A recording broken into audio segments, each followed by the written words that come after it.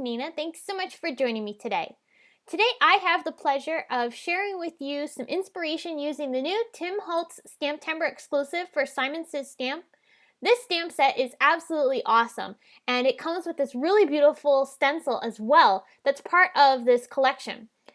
I'm going to be using this STAMPtember exclusive set from Tim Holtz to show you a couple different ways that you can use these products with your distress inks to create some really fun and beautiful results.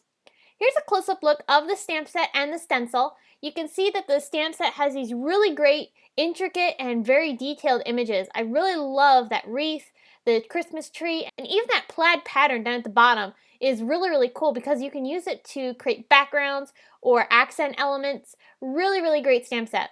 Also, of course, there is the stencil. This stencil has two different patterns on it that could be used together or separately, which I really love because it lets you get some versatility from this particular stencil.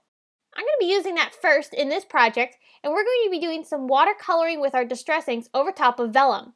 Now this may seem like a little bit difficult to do because of course vellum is a very slick surface and non-porous, but the distress inks work wonderfully in creating a really beautiful watercolored appearance over top of the vellum, and I'll go ahead and show you how easy it is to do. Here I've got a piece of vellum. This is the Simon Says Stamp vellum. It just came out as part of the STAMPtember release, and I really love the great quality of this particular vellum. I'm going to be die cutting this with these Simon Says Stamp stitch rectangle dies.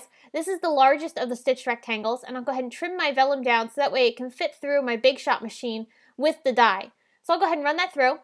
Once I've run it through my machine, I'm going to tape the vellum to my stencil, and I'm going to be using just the poinsettias for this particular card. I'm going to make sure that I get the area of the poinsettias along the bottom right-hand side so that way I can start my watercoloring. I'm going to start off by applying my distress inks with a water brush. This is a Pentel Aquash brush, but you can use any type of water brush you want. It is pretty much dry, this water brush. I do not want to have much water on this brush because the vellum is a very slick, non-porous surface. So the water is just going to end up sitting on top of the paper rather than soaking in like it would on watercolor paper or other types of papers that could handle watercoloring. Now, because of that, I want to make sure that the ink is predominant on this brush. So I don't want to have much water as I'm painting here. I'm using mostly ink. So basically the brush is just wet enough to help me pick up the ink and move it, but otherwise that's as wet as it's going to be. I'm just going to go ahead and continue adding the color over top of the stencil and getting all the poinsettias colored in for this particular pattern. I'm using Festive Berries Distress Ink to do my watercoloring, and I'm just again focusing on coloring in all those poinsettia petals until I have them all filled in. Then I'm going to move on with some pine needles and then color in the little holly leaves.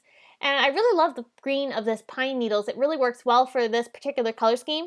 If you want to go with a brighter color, I would say try maybe some mowed lawn or peeled paint. I think either of those two would look great for holly leaves, but I really wanted to go with something a little more muted, so I went with the pine needles here in this particular case. Now after I've colored in the poinsettias and the leaves, I'm going to take some gold watercolors here from Gonzai Tommy. This is a Starry Colors watercolor set. I'm sorry about my head. But what I'm doing is I'm picking up a lot of that watercolor and just dabbing that into the centers of the flowers. And I'm trying not to use too much water because again, this is that non-porous paper, so it's not going to end up soaking into the paper itself and just going to sit on top. And that'll make things a lot more splotchy. I'll remove the stencil, and then here you can see that beautiful pattern that we've got going on here. Almost looks like we hand watercolored this. It looks absolutely fabulous. I'm going to go ahead and let that dry. I did not heat set it because I want the vellum to stay nice and flat. I'm going to take my stencil, line it up on the other corner, and I'm going to start watercoloring the rest of the poinsettias. Once I finished coloring in the poinsettias, I needed to fill in some of the empty spaces with some of those holly leaves. So I'm taking my pine needles distress ink and I'm painting in my own holly leaves. And I'm trying to make them look very unperfect, kind of very loose shaped, because adding in the leaves that we did through the stencil left a very loose shape for these particular leaves. So I want to make sure that I emulate that effect and not have them look too perfect because they're going to stand out otherwise. Now I'm going to take some more of that gold watercolor and I'm going to add some dots in the background, because that stencil had some dots as well, and I wanted to make sure I filled those areas in, but I didn't want to go ahead and use it through the stencil. I wanted to paint in my own. So I'm going to go ahead and do that. Once I've painted those in, I'm going to go ahead and let this dry. Once we've allowed it to dry completely, I let it sit overnight because I was working on this at nighttime, and I decided to come back to it later on. So this is the next morning now, and I'm taking some Delicata gold ink, and I'm pressing this along the edges of my card. You can see I mounted this vellum piece into a cream card base, and I added that Delicata ink along the edges. And now I'm going to take some gold embossing powder from Simon Says Stamp, and I'm going to dab my card base into the embossing powder. And because we have that Delicata ink along the edges of this card panel, that's going to pick up the embossing powder and hold on to it, so that way we can heat emboss it and add some nice gold edging to this card. I think it really dresses it up and adds a little bit more of a vintage feel too, which I really love with the combination of this stamp set. Now I also wanted to add a few more details to my watercolored poinsettias, so I'm going to take my Copic markers. This is an R46 color, and I'm just flicking on some shading along the areas of the petals where they're meeting the center, so they're going to be the darkest in those areas. So I'm just adding in a little bit of shading with that color. And then I'm going to bring in another red marker. This is R59, and I'm going to add a slightly darker shading towards that very center. And I really love how this really gives these flowers a little bit more of a dimensional look. I also added a tiny bit of shading to the holly leaves with a green marker, but not too much. For some embellishing, I'm going to take some Nouveau Crystal drops. This is a beautiful milky cream color. I really love this particular color of Nouveau drops. What I did was I created these Nouveau drops on some acetate, so basically a clear piece of plastic, and I let them sit for a while. I let them sit overnight, and I came back the next morning, picked them up off of the acetate, and I'm now gluing them onto my card. This is allowing me to make sure that I don't warp the vellum with the liquid of these particular Nouveau drops, because vellum is a very quick to warp paper because it's so thin and non-porous. So I'm going to go ahead and add those down with some liquid glue, and then I'll go ahead and move on to finishing up the rest of the card. To finish up this card, I added a sentiment from the new Tim Holtz stamp set. I heat embossed it onto some vellum, fussy cut it out, and popped it up onto a couple banners.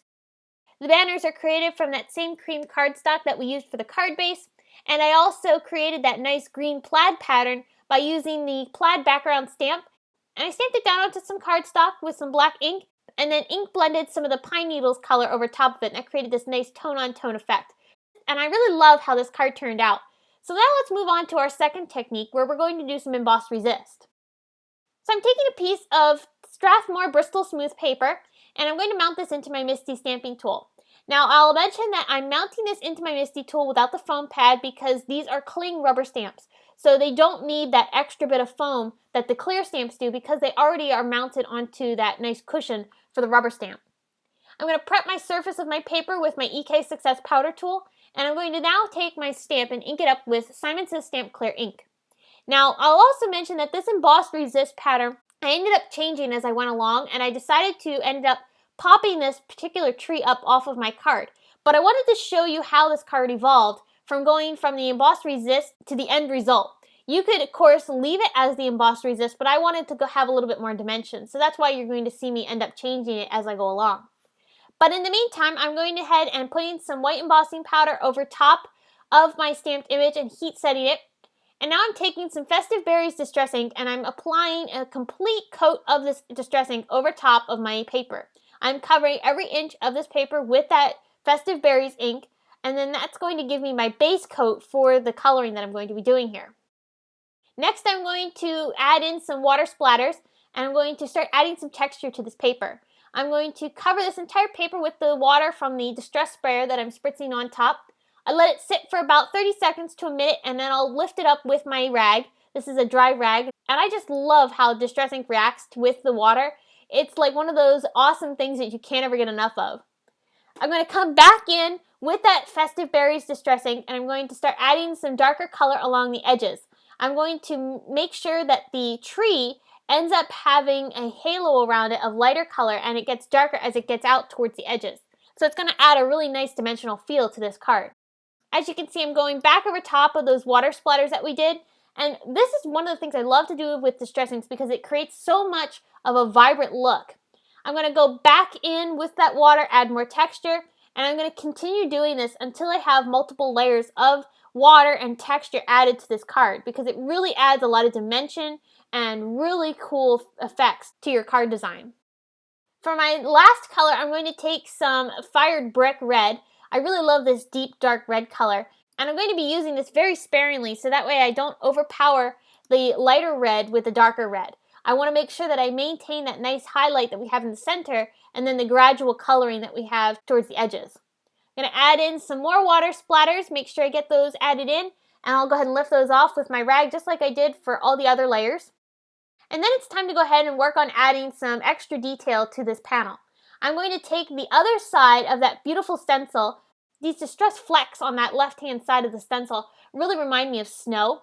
And I thought it would look really cool if I took some delicata silver ink and added that along the edges. So what I'm doing is I'm making sure I cover up all the edges of the paper with this delicata ink through the stencil, and it's allowing me to create this really beautiful flecked pattern in the background. Once I've got that completely covered, you can see the beautiful results and the added shimmer that we have from putting that ink along the edges. Really, really fabulous. Now here's where I'm going to go ahead and change up my card design by stamping this onto some vellum. This is that Simon Says Stamp vellum. I'm going to heat emboss it with some white embossing powder just like I did for the original piece. And I'll go ahead and heat set that and then cut it out with my fine tip scissors. I'm just going to go around all the edges of this particular piece, making sure that I leave a little bit of a border, almost as if I die cut it. I really love doing this for a lot of my stamped images because it adds a lot of dimension and also makes them look like they've been die cut. I'm going to take some Cool Tack foam tape now and add this to the back side of my tree. I'm making sure to hide the adhesive behind the letters on this particular image because that's going to help disguise the fact that we have the tape back there even more. This tape is clear, so it's really hard to see anyway, but when you hide it behind the words, it's almost literally invisible. So sorry about my head, I'm trying to line this up over top of my stamped image, but once I have it lined up, I'll go ahead and press that down good, and you can see that great dimension that we have now from adding that up onto some foam tape. I really love the effect, but again, that embossed resist that we did with the tree and having it flat onto the card would have made a really great card to easily mail, and it also looked just as cool. But either way works, and you can definitely do whatever one you like best. I'm going to now pop this particular panel up onto my card base. This is a white A2 card, and I'm going to use some fun foam to go ahead and pop this up. So I'll just go ahead and add this to the back side, and then I'll glue it down to my card. Now I also want to create some Nouveau crystal drops to put onto the background of my card. And the reason I'm doing it onto some acetate is because distress inks react with the Nouveau crystal drops because they're a liquid material. So if I had applied this over top of my distress ink background, it would have turned the Nouveau drops a different color. So it would have had a pinkish look and not that true white. And I did not want that. So what I'm going to do is I'm going to make a ton of these crystal drops onto this acetate, and that's going to then allow me to glue them onto my panel and not have to worry about them changing color. So here you can see I'm starting to add them onto my paper. I'm just popping them up off of the acetate. This is the next day because of course I needed to let them dry overnight. You can see they're nice, perfect round shape, and they have a little bit of dimension. And I really love how it allows you to create your own custom enamel dots in so many different sizes and in all the colors that you want. So you could buy Nouveau crystal drops in any color. There's tons of different ones to choose from. And you can create your own in the colors that you like. So you don't have to worry about buying a pack of enamel dots and not using some of them because you don't like the color or you didn't have enough of one color. This allows you to create your own custom set. So I'll just glue those down with some liquid adhesive, and then I just finished off this card by adding a silver bow to the top using some bow wire, and that finished off this card. I love how fun this stamp set is from Tim Holtz for Simon Says Stamp STAMPtember event. It's really, really fabulous, and again, remember that this is a limited time only stamp set, so once it's sold out, it won't be coming back, so make sure you grab yours now while they're still available. I'll have a link to those in the video description below and also on the blog post. If you have any questions, please leave them in the comment section below and head on over to the Simon Says Stamp blog where you can get more information on STAMPtember, the Tim Holtz stamp set, and lots more. Be sure to give this video a big thumbs up, subscribe to our YouTube channel, and you can connect with us on social media at Facebook, Instagram, Pinterest, YouTube, as well as our blog. Thanks so much for watching. I will see you again soon.